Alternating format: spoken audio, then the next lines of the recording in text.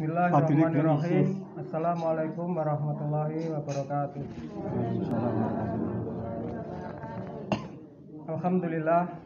Alhamdulillahirabbil alamin. Wa bihi nasta'inu ala umuri dunya waddin. Allahumma shalli wa sallim ala rasulil amin. Khatamil anbiya'i wal mursalin. Sayyidil awwalina wal akhirina Muhammadin wa ala alihi wa sahbihi wa sallim ajma'in wa man tabi'ahu bi ihsanin ila yaumiddin. Amma ba'du. Kang kula hormati keluarganipun Bapak Sular selaku sahibul bait, sahibul hajat wonten dalu menika, Mas Andi, Bu Siti, lan sanes-sanesipun. Ingkang kula hormati ugi bapak-bapak pendamping setia jamaah Izzatul Ummahat. Pak Samto mboten wonten wau titip izin Bu Siti sampeyan ten keperluan. Boten kesupen ibu-ibu, mbak-mbak, adik-adik jamaah Izzatul Ummahat ingkang kula hormati, ingkang kula mulyakaken. Monggo kula dherekaken ngaturaken puji dalah syukur dumateng ngarsanipun Allah Subhanahu wa taala ingkang sampun paring kathah sanget nikmat-nikmatipun dumateng kita sedaya. Enten nikmat iman, nikmat Islam, nikmat kesarasan, waktu luang, kebahagiaan, kathah sanget nikmat-nikmat Allah dumateng kita sedaya menika. Monggo kula dherekaken ugi maos hamdalah sesarengan pinangka wujud syukur secara lisan. Monggo. Alhamdulillahirabbil alamin. Shalawat salam mugi-mugi tansah kaaturaken dumateng junjungan kita Nabi akhir zaman, Nabi agung, Nabi besar, Nabi Muhammad sallallahu alaihi wasallam. Sumrambah sedaya keluarganipun, sahabat-sahabatipun ugi pengikut-pengikutipun. Mugi-mugi kita sedaya samangke badhe pinaringan syafaatipun wonten dinten kiamat. Amin ya rabbal alamin. Alhamdulillah kepanggih malih wonten acara Izzatul Ummahat ingkang dalu menika wonten dalemipun Bapak Sular. Alhamdulillah sampun berjalan sebulan mboten enten alangan pun lancar meleh. Kita kedah syukur riyen saat pandemi melonjak kula panjenengan sedaya wedi, panik, cemas, mboten tentrem amargi kathah berita-berita buruk, orang sakit, orang meninggal. Nah, sakniki awake dhewe pun dalam keadaan tenang, tentram.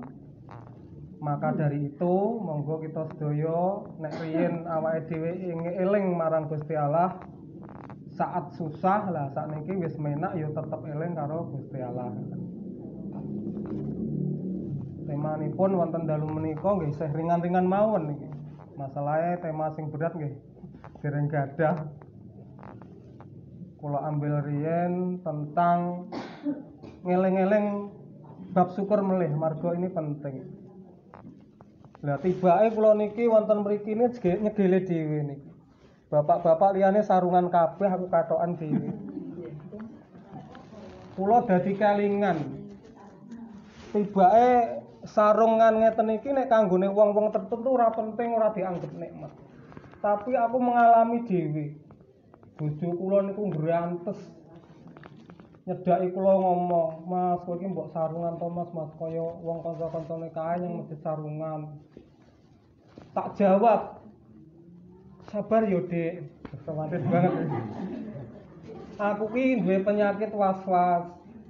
Aku arep sarungan ki ora pede, ora pinter sarungan. Aku nek nyang masjid sarungan semlangku pas ngadeg lotrok. Padahal ibu-ibu tong mburi. Ya Allah, ternyata mong sarungan itu nikmat yang luar biasa. Nek mboten percaya mang tangklet bojo kula niku saestu ngrantes. Kon sarungan. Ora kok ora duwe sarungku akeh sing mbak gini pirang-pirang.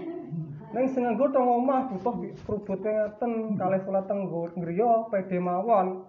Nek teng masjid mboten pede ngoten lho. Nggih mang dongake supaya kula supados kula saged sarungan nggih, sertane Dwi Lestari lega. Disetuti. Wah ribet lho. Disetuti Gur sih. sarung wis sing protes bertahun-tahun. Obo bertahun-tahun kula dereng saged nuruti. Ning kanggone sing sarungan dianggap hal sepele. Kudu nikmat mungkin. Jadi niki nikmat nih bapak-bapak. Mang syukur ini saged sarungan pede mboten was-was niku nikmat yang luar biasa. Pun niku pembukaan mengingatkan tentang nikmat yang mungkin kita sepelekan. Kali ini yang kita ingatkan tentang sarungan. Karena ternyata saya ora sarungan dhewe. Kita lanjutkan ke materi berikutnya yang masih tema ringan. Yang masih saya sambungkan dengan yang saya sampaikan di Mas Slamet dulu bulan yang lalu. Dulu itu kan seperti tadi saya ingatkan untuk mengingat Allah di saat susah, dan di saat sudah aman kita tetap ingat kepada Allah, berzikir kepada Allah, bersyukur kepada Allah. Nah, saya ingin menekankan di bagian berdoanya itu. Waktu itu kan saya katakan biasanya kalau ada wabah, ada kesusahan itu mendoakannya itu kurang manusiawi, karena dungane wong-wong biasanya ngene iki. Wis ben lara kono-kono, mati kono-kono, kene ben sehat wae, kene aman-aman. Nah, itu ternyata tidak manusiawi. Orang gur kene Bu niku, nang desa kula nggih ngeten niku, mboten kok ngaraki tiyang mriki. Niku umum lah. Itu ternyata salah besar. Karena ada dalam hadisnya itu menganjurkan doa tidak seperti itu. Yaitu kita itu disarankan berdoa untuk semua orang, sesama Islam terutama, baik secara diam-diam maupun terang-terangan. Nanti ada hadisnya, nanti akan saya sampaikan insyaallah. Tapi sebelumnya saya akan mengulangi dulu tentang doa. Doa itu sudah disampaikan Pak Sutres dulu waktu di Mbah Ginem atau Mbah Gimbrong. Nek nyeluk Mbah Ginem kurang marem aku. Marem iya Mbah Gimbrong. Ketoke nggih mboten duka Mbah Gimbrong wonten Mbah Gimbrong. Nggih leres nggih Mbah Ginem nggih. Sudah disampaikan Mas Sutresno tentang doa. Doa itu bagian dari ibadah. Bahkan doa itu adalah inti dari ibadah. Ad-du'a'u mukhul ibadah. Doa itu adalah inti ibadah. Bahkan di dalam sholat itu isinya doa dan berzikir kepada Allah. Di saat doa di antara dua sujud itu, dalam waktu yang singkat kita berdoa 8 hal yang penting. Rabbik firli warhamni wajiburni warfa'ni waryukni wahdini wa'afini wa'fu'anni. Itu sudah mencukupi kebutuhan kita semuanya. Itu dalam sholat. Berarti doa itu inti ibadah, penting banget. Kalau orang nggak mau berdoa itu orang sombong katanya. Orang butuh Gusti Allah seolah-olah.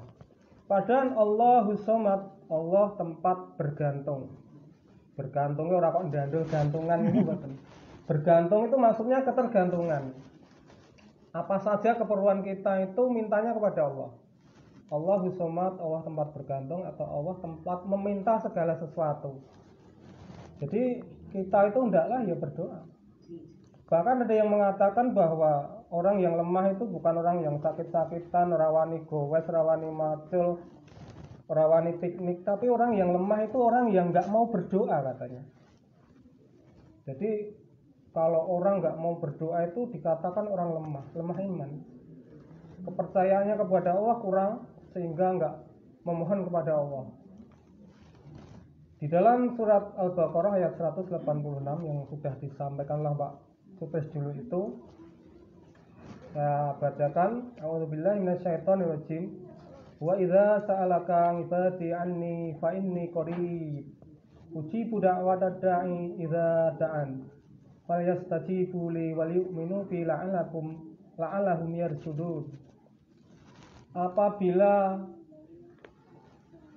hamba-hambaku bertanya kepadaku tentang aku, itu perintahnya kepada Nabi Muhammad, maka sesungguhnya aku dekat. Jadi Allah itu dekat. Saking dekatnya ora ketok. Sebagai contoh saya cedak saya ora ketok, misalnya aku nyawang bojo kula niku keng mriki ketok. Tapi gampang nengri bojoku. Kula nengri bojo kula gampang, alise. Wis renek sing madani ya. Tak sawang kok kene ketok, ning aku saya nyedak, raiku nempel bang raine kono, malah ra ketok. Saking cedake, paling mampu pecut. Nek ora ya wangi. Jadi Allah itu dekat sekali. Maka puji budak watadai idza da'a. Maka aku akan kabulkan orang yang berdoa kepadaku jika dia berdoa kepadaku. Jadi Allah itu menanti-nanti umatnya untuk berdoa. Kon njaluk sak-akeh. Pasti dikabulkan, entah kapan, entah diwujudkan dalam bentuk apa. Fayastajibu li, maka tunaikanlah perintahku. Wal yu'minu bi, maka bertakwalah kepadaku.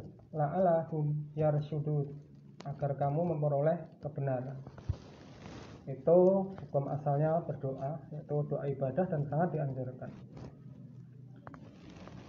Saya kembalikan ke bab yang dulu, menyambung dari Dimas Slamet dulu.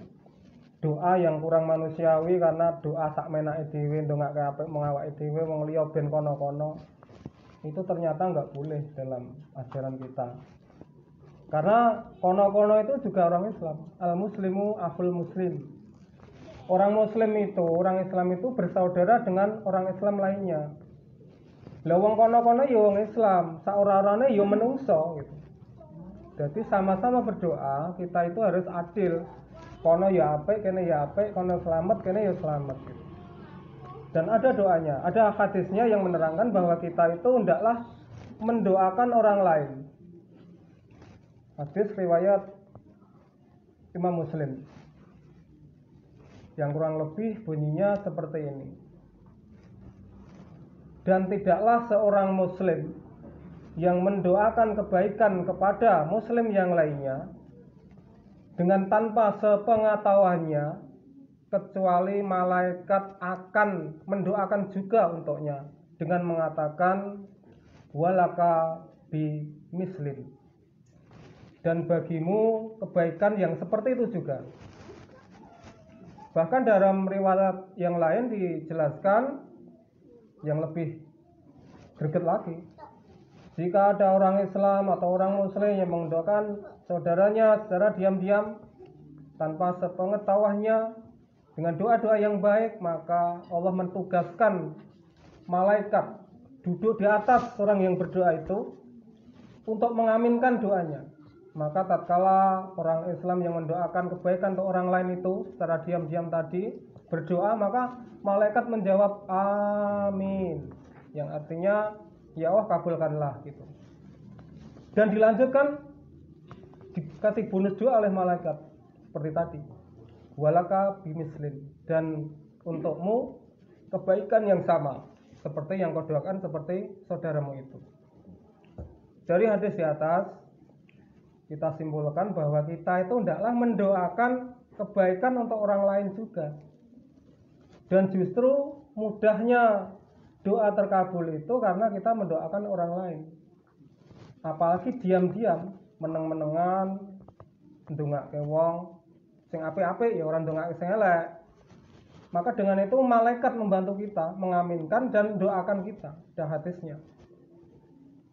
Jadi kalau kita berdoa memohon kebaikan untuk diri kita sendiri, kok orang mandi-mandi nggak diijabah, kita alih, kita coba, kita bikin trik, kita doakan orang lain.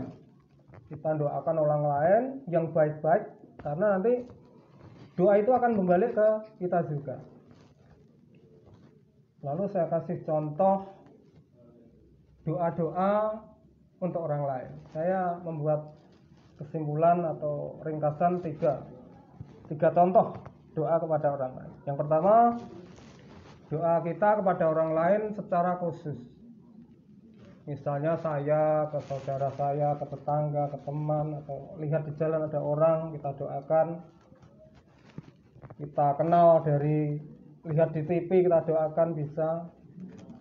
Karena itu doa secara khusus. Kita doakan yang baik-baik, maka doa-doa itu akan membalik ke kita. Dalam hal ini saya pernah ngajaran ke teman-teman saya yang dekat gitu, yang sudah suka bercanda gitu. Saya suruh mendoakan sebanyak-banyaknya orang-orang yang kita kenal. Bahkan kamu dengar pesawat terbang saja doakan. Saya kasih contoh. Misalnya kowe turu krungu motor mebur dongakno, ya Allah, selamatkanlah orang-orang yang di dalam pesawat itu. Jadikanlah perjalanan mereka perjalanan yang kau berkahi ya Allah. Beri petunjuk mereka ke jalan yang lurus. Pesawat itu, awake dhewe ra roh isine sapa kita enggak tahu. Saya ajarkan untuk didoakan. Kita bengi bangun dengar kereta api. Kita doakan ya Allah, selamatkanlah kereta api itu beserta penumpang-penumpangnya. Jadikanlah perjalanan mereka perjalanan yang kau berkahi ya Allah. Beri petunjuk mereka ke jalan yang lurus. Selamatkanlah yang dilaluinya, selamatkanlah yang melaluinya. Jadi sing arep liwati sepur yo selamat, sing diliwati sepur yo selamat. Saya ajarkan seperti itu. Padahal sepurnya kadang sing numpaki ora wong, kadang semen, pupuk atau minyak kita nggak tahu, tapi saya ajarkan seperti itu. Dan alhamdulillah ada yang ngasih testimoni.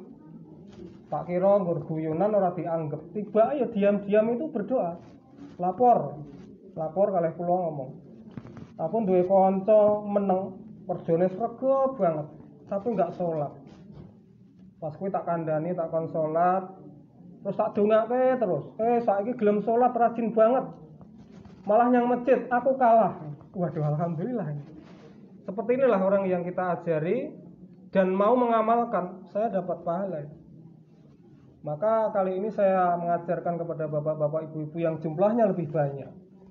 Barangkali nanti diterapkan dan mau mengajak orang lain atau mendoakan orang lain dalam kebaikan, insya Allah saya juga mendapatkan pahalanya untuk itu.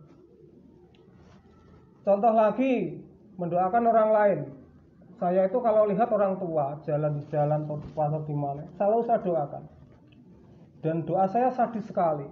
Ya Allah, matikanlah dia tersebut. Tapi ada lanjutnya, matikanlah dia nanti dalam keadaan husnul khotimah. Mudahkanlah urusannya ya Allah, lapangkanlah rezekinya ya Allah, jadikanlah anak-anaknya sayang kepadanya. Tak duga ke wong tua-tua sing saya lihat itu. Karena sudah kebiasaan sejak dulu. Saya itu pengen melembutkan hati. Hati yang lembut tuh suka mendoakan orang lain. Apa meneh orang lain yang menyakiti kita, kita bisa mendoakan, luar biasa. Biasanya kita sakit hati sama orang lain suruh doakan ya ora gelem, wong doake awake dhewe ora gelem. Umpama gelem ndongake elek. Maka jangan diulang itu. Ndongake padha-padha sing ndongake sing apik meskipun itu orang yang kita benci. Justru orang yang menyakiti kita, mendolimi kita itu kalau kita doakan lebih cepat terkabul doanya. Bahkan malaikat mengaminkan dan berkata, kabulkan untuk itu lebih dulu ya Allah gitu. Kalau ada orang dolim kita doakan, maka kebaikan itu akan mengalir ke kita lebih dulu sebelum yang kita doakan. Ada hadisnya itu. Itu contoh doa kepada orang lain yang dalam skala kecil. Sekarang saya kasih contoh doa kepada orang lain dalam skala besar. Diam-diam juga bisa, berkata terang-terangan juga bisa. Ini sering diwakili oleh khotib-khotib di mimbar Jumat. Ternyata setelah diamati luar biasa itu dampaknya.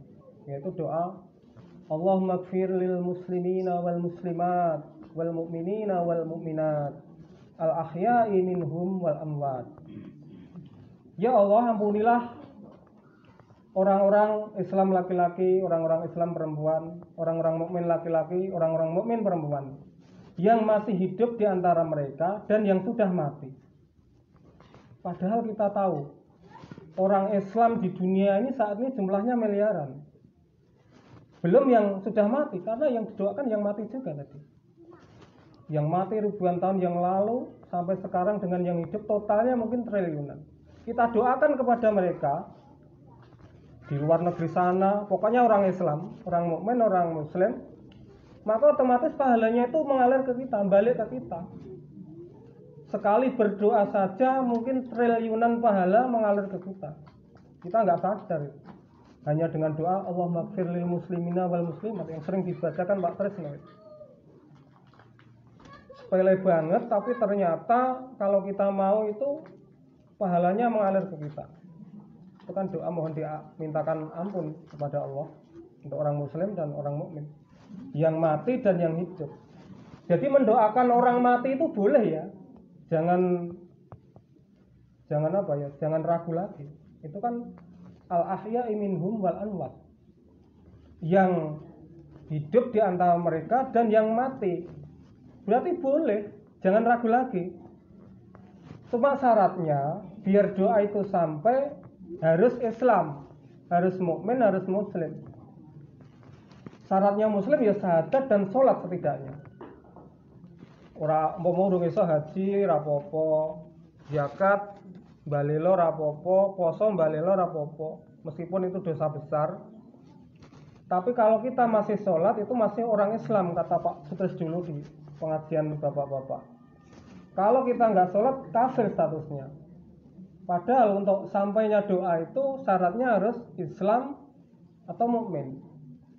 Meskipun sudah mati, doa itu sampai syaratnya yang mati itu orang Islam, yang mati itu sholat. Maka saya sarankan kepada kita semua, hendaklah kita ini sholat, agar nanti saat mati itu kita senantiasa mendapatkan aliran doa. Didoakan orang Indonesia, didoakan orang luar negeri, karena Allahumma ighfir lil muslimin wal muslimat. Yang mendoakan banyak banget. Sampai hari kiamat berapa tahun didoakan banyak sekali. Sehingga jikalau saat mati itu pahalanya belum banyak, tapi kita Islam didongake terus karo wong akeh, bisa jadi nanti tiba-tiba di akhirat nanti masuk surga derajat yang sangat tinggi. Syaratnya kita Islam. Jam piro iki? Ngentek waktu dong. Saya ada waktu, saya lanjutkan. Saya tambahkan lagi doa untuk orang lain dalam skala umum yang sering dibacakan khotib Jumat biasanya. Tapi bisa kita hafalkan dan kita amalkan sendiri di rumah secara diam-diam, karena pahalanya lebih baik dan lebih dikabulkan dan pahalanya membalik ke kita. Satu lagi doa yang juga sering disampaikan oleh Pak Sutrisnya, Rabbana ighfir lana wa li ikhwanina alladzina sabaquna bil iman wa la taj'al fi qulubina ghillan lil ladzina amanu Rabbana innaka ra'ufur rahim. Ya Rabb, ampuni kami dan saudara-saudara kami yang lebih dulu beriman. Wala taj'al, dan jangan jadikan fi qulubina, dalam hati kami, kedengkian, lilladzina amanu, untuk orang-orang yang beriman. Jadi kita itu minta doa diampuni Allah dan minta hati kita itu tidak dengki kepada orang lain. Karena dengki itu penyakit yang luar biasa, nanti akan menguras pahala kita di akhirat nanti. Mungkin kita sudah berhaji 17 kali, bangun masjid, bangun pondok, tapi kita mendengki orang, menggibah orang, mendolimi orang, nanti tekor pahalanya di akhirat itu untuk bertanggung jawab kita. Pahalanya dikake orang-orang yang didolimi. Nek pahalanya entek, dosane sing didolimimu dikek nih. Maka kita berdoa, wala taj'al fi qulubina ghillan lil ladzina amanu, jauhkanlah kami dari kedengkian. Jangan jadikan di hati kami ini ada kedengkian kepada orang-orang mukmin lainnya. Rabbana, ya Tuhan kami, innaka, sesungguhnya Engkau, Ra'ufur Rahim, Maha Penyantun lagi Maha Penyayang. Itu doa-doa yang kita nanti amalkan secara diam-diam untuk menambah pahala kita.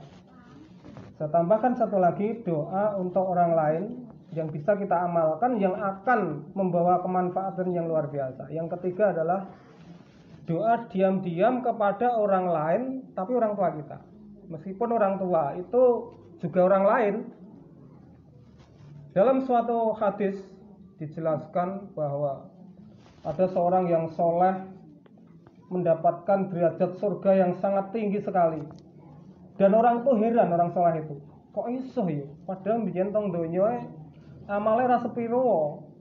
ora tenanan ibadah kok di surga derajatnya tinggi. Kemudian bertanya, ya Rob, apa yang terjadi ya Tuhan? Kok iso ngene? Aku mbiyen ki ora tenanan. Salat ora tenanan, ngrenengi wong, ngibah wong, nyakiti orang. Kok tiba-tiba di surga yang derajat tinggi? Ada apa ini? Maka Allah menjawab, ini adalah dari doa anak-anakmu kepadamu. Ini adalah dari istighfar anakmu untukmu. Istighfar itu permohonan anak untuk orang tua itu. Rabbik firli wali walidayya warhamhuma kama rabbayani shaghira. Itu baca yang banyak. Nanti orang tua kita mendapat derajat yang tinggi di surga. Rabbik firli, ya Tuhan kami, ampuni aku. Wali walidayya, dan untuk kedua orang tuaku. Warhamhuma, dan sayangilah keduanya. Kama, sebagaimana Rabbayani, mereka menyayangiku, shaghira, di waktu aku kecil. Dari sini saya berpikir, berarti nek anaknya akeh tur soleh-soleh, wah menak banget wong tuane. Berarti menak banget. Dikirim doa kok wong anaknya akeh banget, anaknya ndongake wah Pak kipas-kipas. Pak ndogleng ora apa-apa, wong anake ndek cadangan anak, anaknya soleh-soleh, Pak rada ndogleng, so tetap derajatnya tinggi kalau anaknya mau mendoakan. Kita ingat hadis Nabi, idza matabnu adama in qata'a amaluhu illa min salasin shadaqatin jariyatin aw ilmin yuntafa'u bih aw waladin sholihin yad'u lahu. Jika anak Adam mati maka terputuslah amalnya kecuali 3 perkara. Yang pertama sedekah jariyah. Sedekah jariyah niku yo bangun masjid, bangun sekolah, bangun pondok, bangun dalan. Tapi jangan fokus ke situ. Ternyata memberi makanan seperti ini juga termasuk sedekah jariyah. Terutama tadi ada dagingnya. Kenapa kok bisa sedekah jariyah? Daging itu mengandung protein, dimakan jadi daging ganti sel-sel yang rusak. Jadi jantung, jadi ginjal, jadi darah, jadi otak, digunakan untuk ibadah. Delalah wonge sergem ibadah sing dikai mak-mak. Delalah sing dikai makam guru ngajari apik karo murid-muridnya. Dapat pahala yang ngasih makan ini. Mengalir meskipun makannya sudah habis. Enggak semua jadi kotoran. Ada yang jadi daging, ada yang jadi darah, ada yang jadi otak. Digunakan untuk ibadah, mengalir sepanjang umurnya. Bahkan menjadi sel-sel perkembangbiakan, menghasilkan anak-anaknya soleh, tambah lagi, panjang lagi pahala sedekahnya. Jadi sedekah jariyah itu nggak usah khawatir, nggak usah fokus bangun masjid, bangun pondok, nggak usah. Makan ini aja, snack ini juga bisa jadi sedekah jariyah. Maka kalau dikasih itu dimakan, ojo ora mangan dikai. Dimakan, baca bismillah biar jadi sel-sel, mengganti sel-sel tubuh sehingga digunakan untuk ibadah. Yang ngasih itu dapat pahala. Kemudian yang kedua, au ilmin yuntafa'u bih, ilmu yang bermanfaat. 3 perkara yang terputus amal jika orangnya mati. Yang tidak akan terputus itu sedekah jariyah tadi. Yang kedua, ilmu yang bermanfaat. Ilmu yang bermanfaat contohnya ya saya ngajari seperti ini, ngajari kon doa diam-diam. Terus jenengan yo ndongake wong-wong, roh wong didongake, wah itu ilmunya manfaat. Terus ngajari anaknya kon diam-diam berdoa diam-diam. Ngajari tanggane sapa sing kenal diajari, itu manfaat. Ngajari Al-Fatihah untuk anaknya, wah luar biasa. Bagi yang punya anak kecil, saya sarankan jangan sampai yang ngajari Al-Fatihah itu Bu Erna. Ajari dulu ayahnya atau ibunya atau kakeknya. Karena apa? Al-Fatihah itu rukun sholat. Kalau nggak baca Al-Fatihah, sholat itu nggak sah. Dan sepanjang hidup sholat membaca Al-Fatihah, sing ngajari bapak, sing ngajari ibunya, sing ngajari kakek neneknya. Dapat pahala mengalir terus selama dia sholat. Burung kon duwe anaknya 10 diajari genti. Ilmu kau bapaknya yang anak-anaknya jumlahi 10, anaknya sholat kabeh, pahalanya mengalir ke kakeknya, neneknya, bapaknya juga. Jadi yang punya anak kecil jangan sampai diajari buirna sekakean. Wis pulang kabeh banget. Ajari dhewe mbae apa bapake apa anake. Supaya kita mendapatkan pahala ilmu yang manfaat. Itu hanya Fatihah, urung ala ikhlasnya, urung ngajari sholatnya, urung ngajari sedekah, urung yang lainnya, hanya satu saja pahalanya luar biasa. Yang ketiga yaitu yang sesuai tema tadi, awaladin yuntafa'u bih, atau anak yang mendoakan orang tuanya. Itu yang pahala nggak terputus bagi orang yang sudah mati. Maka saya sarankan kepada bapak-bapak, ibu-ibu untuk punya anak yang banyak. Mas Andi mumpung nom sengkake, aja nggur loro, aja nggur telu, 10. Mas Bambang Sugiman, ora sah minder jenengan durung tua. Nabi Ibrahim itu punya anak umur 90 tahun, jenengan belum ada. Nambah lagi. Berarti ora sah minder. Mas Tresno saya neh, gek siji. Sengkake. Karena banyak anak. Nek kula riyen kula itu sudah wawancara dengan istri saya dulu waktu nganten anyar. Yang awake dhewe menake ndek anak pira? Bojoku jawab, "Loro e Mas, umume ya loro." Saiki umume loro. Tak jawab, "Moh, bapak kowe anake 9 kok, aku kudu 10 minimal." Moh dhewe. Nah, sebetulnya saya itu seneng anaknya banyak. Cuma saya kebetulan sakit. Enggak minder, enggak nyalinya enggak ada. Ngurusnya piye gitu. Nek gawene aja maido iso. Aja ngremehke. Tapi mikire aku ki ora kerja sing kerja bojoku. Aku ngertong omah nyisuti manuk, ngedusi manuk, bojoku kerja. Nek nambah anak ya Allah rek yo mesake bojoku gitu.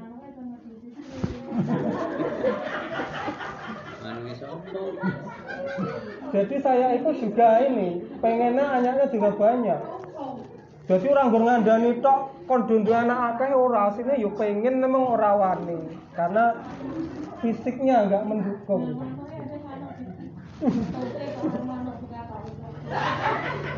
Manuk geruk lho. Manuk dikuku.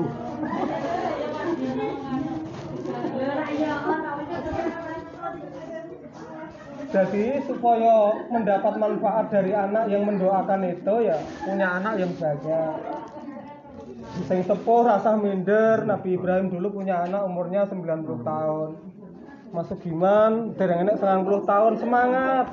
Mas Hardi, Pak Hardi semangat, Mas Tri semangat. Saya ya tak usaha kok. Bapak-bapak, ibu-ibu yang dirahmati Allah, sepertinya sudah waktunya sudah makin habis. Saya juga sudah capek. Semoga apa yang saya sampaikan tadi ada manfaatnya. Kalau ada manfaatnya otomatis saya juga dapat pahala dari itu karena saya mengajarkan kebaikan. Dan saya sebetulnya untuk memberikan seperti ini itu masih minder ya. Saya itu enggak enakannya begini ya.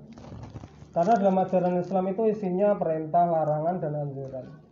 Kalau kita sampaikan perintah, ternyata ada yang belum menjalankan perintah, aku takut dikira nyindir. Kalau saya sampaikan larangan, ternyata ada yang melanggar larangan, dikira aku kok ya nyindir. Terus aku harus ngandani menyarankan suatu amal, kok dikira wah kaya ya kaya wis apik-apik dhewe rek ngandang-ngandani. Jadi sebenarnya saya ini belum minder.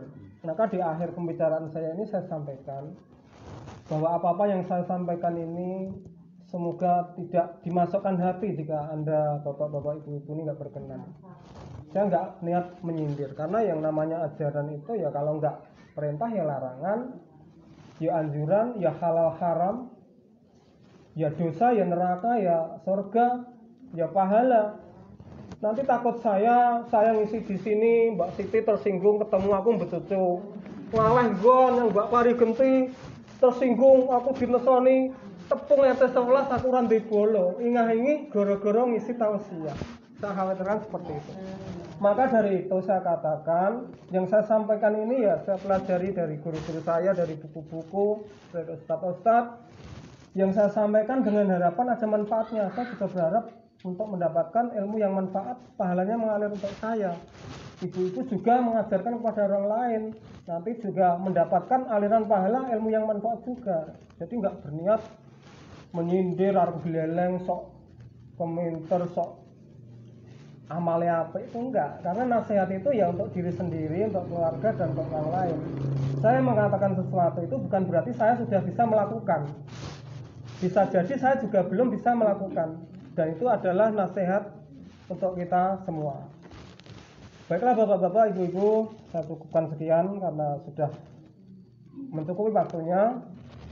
Saya mohon maaf jika dalam penyampaian saya ini ada tutur kata saya yang tidak berkenan, yang menyakiti bapak-bapak, ibu-ibu. Itu tidak saya sengaja kali ini. Kalau dulu agak sengaja, kalau hari ini insya Allah nggak ada yang saya sengaja untuk menyakiti. Saya mohon maaf dan semoga diberi maaf dengan penuh keikhlasan. Semoga yang saya sampaikan ada manfaatnya. Dan sebagai penutup kata saya atau akhir kalam, wabillahi taufiq wal hidayah. Wassalamualaikum warahmatullahi wabarakatuh.